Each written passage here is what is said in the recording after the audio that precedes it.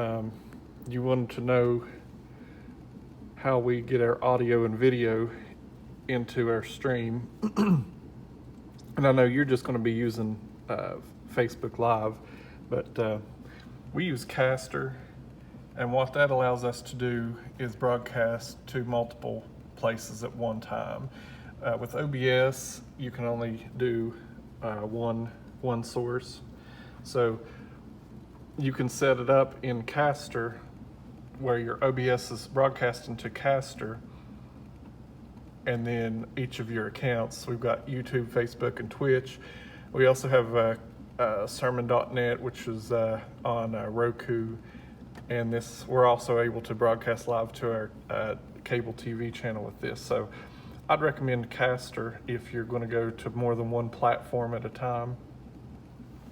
But basically what you want to do is you get OBS, it's free, and you need a capture card in your computer. The cameras that you have a mini HDMI port, so you need to get an adapter to make those a full-size HDMI port. And you can buy a card. I'll send you a link that goes into your computer, and basically it's a capture card. The one we have will allow us to have 4 inputs. Right now we've only got 2 cameras. We've got one on the back wall, and one over there. We're getting ready to add a third one. And once you have your video sources in OBS, you can switch scenes. So I can easily switch between the center camera and the left camera here. So that's the video part. It's pretty easy, and I can show you how to use OBS. One thing that's really important about getting a good picture is your lighting, and our lighting in here was not great. So what we've done, and this is a cheap way to do it, see those are just little utility lights. You can get them at Lowe's, I think $5 or $10 a piece. So, and I've got what's called a deflector on the front of them. You can buy those online pretty cheap. And we've got 4 of those. We got them on each side aimed here, and that really improved our picture a lot. Now the biggest thing you'll be concerned about other than that is your sound. You want to get the sound straight from your board, and any board will work. This is just a small analog board here, but you don't want to take your live mix to your broadcast.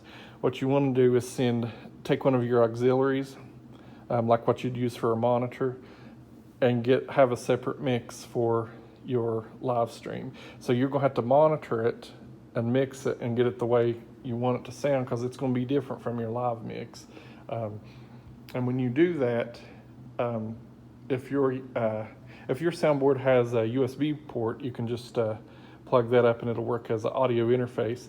If not, you can just do a 1/4-inch jack out and adapt it down and hook it straight into your computer, into the sound card, and use that as your audio source. There's an option to select that in OBS. It's really easy to do. The hardest part about it is getting a good mix, and I can help you with that too.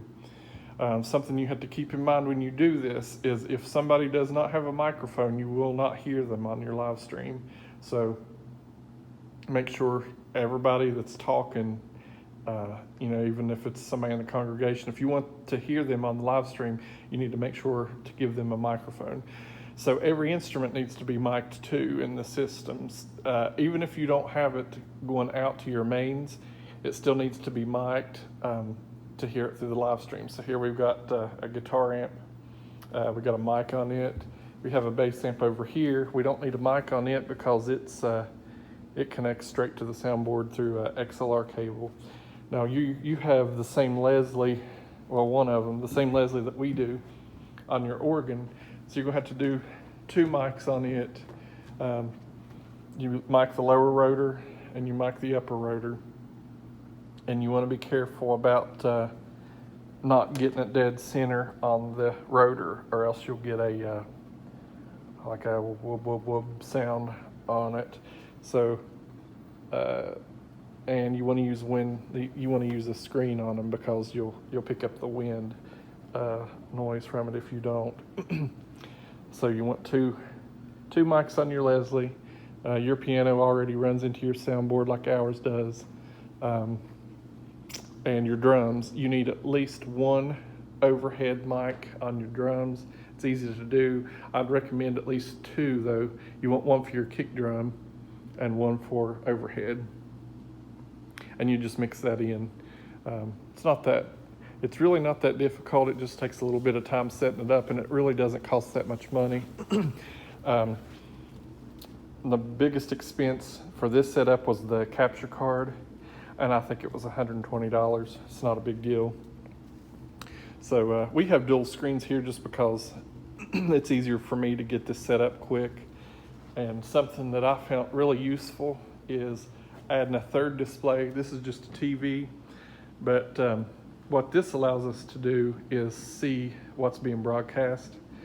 You don't have to do this, but I find it really useful because you can actually, the people on the platform can see what's being broadcast, so they know, like if we switch from one camera to another, they know which camera is active and which one is on them at any time. Plus, there's a clock app that we've added just because since we're broadcasting on TV, we have to start and end on time. So that's why I got the clock app on there that tells us, we start at exactly 6 o'clock and we end at exactly 7 o'clock. But that's pretty much it. It's really not too complicated, and I'll be glad to help you set that up.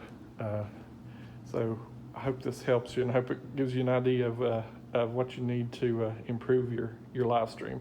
You'll get much better sound, much better video than what you had just using, a cell phone going live. So just let me know if you have any more questions about it.